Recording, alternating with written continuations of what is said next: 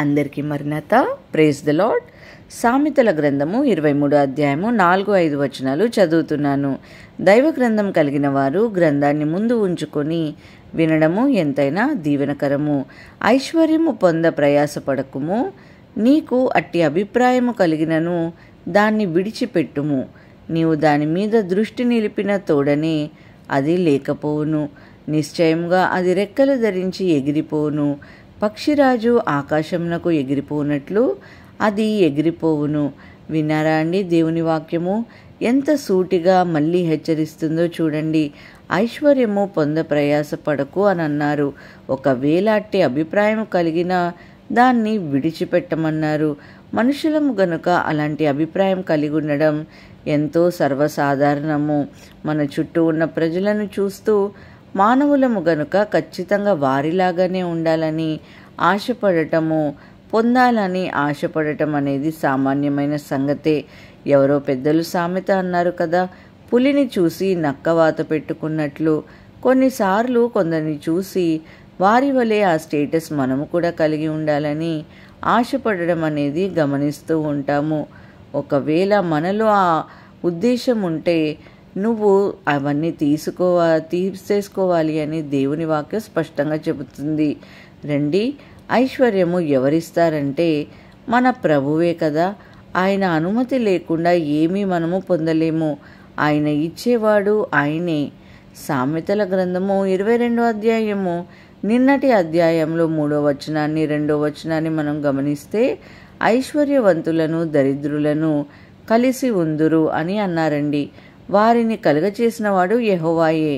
అంత మాత్రమే కాదు, భక్తిపరురాలైన హన్నా ప్రార్థన విజ్ఞాపము ప్రార్థన గీతాన్ని మనం చదివితే సమూయేలు మొదటి గ్రంథం 2వ అధ్యాయం 7వ వచనంలో హన్నా ఇలాగు ప్రార్థన చేస్తుంది. యెహోవా దారిద్రమును ఐశ్వర్యమును కలుగచేయువాడు ఆయనే అనే మాట ప్రస్తావించబడింది. ప్రియులారా, ఈ మాట అక్షరాల నెరవేర్చబడింది. చాలామంది జీవితాల్లో ఎన్నో కష్టాలు ఉన్నాయి. కానీ మెట్టుకు సొలొమోను జ్ఞాపకం చేసుకుందాము. రాజుల మొదటి గ్రంథము సొలొమోనుకు ఐశ్వర్యము కలుగచేసిన వాడను ఆయనే. ఆయన అడగలేదు, కానీ దేవుడు ఇవ్వాలి అని అనుకున్నాడు, ఇచ్చాడండి. అడగవలసింది మనము అడిగితే మనము అడగంది కూడా దేవుడు మనకు తప్పక అనుగ్రహిస్తారు.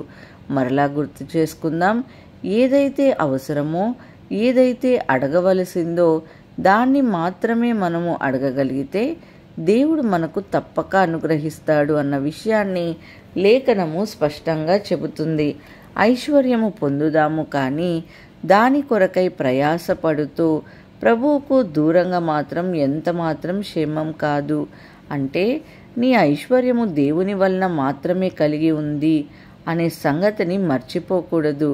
శ్రద్ధ కలిగిన వాడు ఐశ్వర్యవంతుడవును అనే మాట 10వ అధ్యాయము సామెతల గ్రంథం 4వ వచనంలో మనం గమనిస్తాం. ప్రియ దేవుని బిడ్డలారా, దేవుని వాక్యము స్పష్టంగా చెబుతుందండి, ఐశ్వర్యము దేవుడు అనుగ్రహించు దానము అని.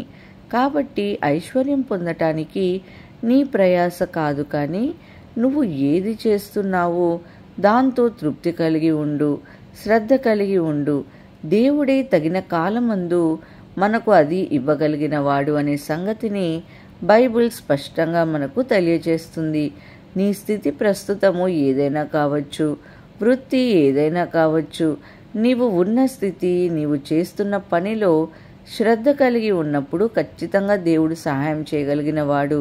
నీ చేతుల కష్టార్జితమును అనుభవించుటకు చేస్తారు, అభివృద్ధి కూడా పరుస్తారు అని మాట మర్చిపోవద్దని దేవుని పేరిట మీకు జ్ఞాపకం చేస్తున్నానండి. అవును, దేవుడిచ్చే ఐశ్వర్యము ఎప్పటికీ కూడా నష్టపరచబడదు. కానీ దేవుడు నీ స్థితి పెంచిన తరువాత అపాయం వచ్చే సూచన ఉందండి. కొన్ని హెచ్చరికలను జ్ఞాపకం చేసుకుందాం. తిమోతి మొదటి పత్రిక 6వ అధ్యాయం 10వ వచనములో ధనము కొన్నిసార్లు విశ్వాసము నుండి తొలగింపచేస్తుంది అని. జాగ్రత్త ప్రియులారా. తిమోతి మొదటి పత్రిక 6వ అధ్యాయం 17వ వచనంలో ఇంకో మాట గమనిస్తాము. ఐశ్వర్యం వలన గర్వం కూడా వచ్చే అవకాశం ఉంది. నీకు ఇచ్చినవన్నీ దేవుడు ఇచ్చాడు అన్న మాట మరిస్తే ఖచ్చితంగా గర్వం వస్తుంది. గనుక జాగ్రత్త పడదాం. దినవృత్తాంతాలు 2వ గ్రంథము 18వ అధ్యాయం 1వ వచనంలో యెహోషాపాతు ఆహాబుతో సహవాసం చేశాడు. ఆస్తి పెరిగే కొలది గర్విష్ఠులు కావడం మాత్రమే కాకుండా మూడవది మన సంబంధ బాంధవ్యాలను తేడా రావడం అనేది జరిగే అవకాశం ఉన్నది. అన్యులతో సహవాసం చేయక దేవునికి అయిష్టము అయిన వారితో సహవాసము చేయడం అనేది ఏర్పడే అవకాశం ఉన్నది. జాగ్రత్త ప్రియులారా, ఐశ్వర్యం పెరుగుతున్నదా? మీ సహవాసంలో మార్పు ఏదైనా వస్తే కొంత జాగ్రత్త పడుట ఎంతైనా దీవెనకరము. ప్రియులారా, అంత మాత్రమే కాదు, 4వదిగా సామెతల గ్రంథం 30 అధ్యాయం 9వ వచనంలో చూస్తే దేవునిని విసర్జించే అంత నష్టము ఏర్పడవచ్చు అని ఉందండి. కాబట్టి జాగ్రత్త పడదాము. ప్రార్థన చేసుకుందాం. ప్రార్థన. మహాపరిశుద్ధుడా, ఘనమైన తండ్రి, మీ ఘనమైన నామమునకు స్తోత్రములు ప్రభువా. అవును తండ్రి, ఈ యొక్క వాక్యము మాకు ఇచ్చిన దేవా మీకు స్తోత్రములు. అవును తండ్రి, మాకున్న ధనమును బట్టి, మాకున్న ఐశ్వర్యమును బట్టి, మాకున్న స్థితిని బట్టి ఎంతగానో కొన్నిసార్లు గర్వపడుచుండగా ప్రభువా, ఆ యొక్క గర్వాన్ని తీసివేసేమని వేడుకొంచున్నాం ప్రభువా.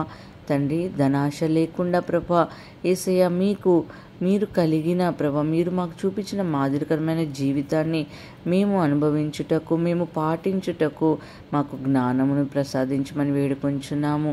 ఈరోజు మేము చేయవలసిన కార్యములన్నిట్లో కూడా మీరు మా ముందుని నడిపించమని నజరేయుడైన యేసుక్రీస్తు అతి పరిశుద్ధ నామములో అడిగి వేడుకొంచున్నాము పరమ తండ్రి.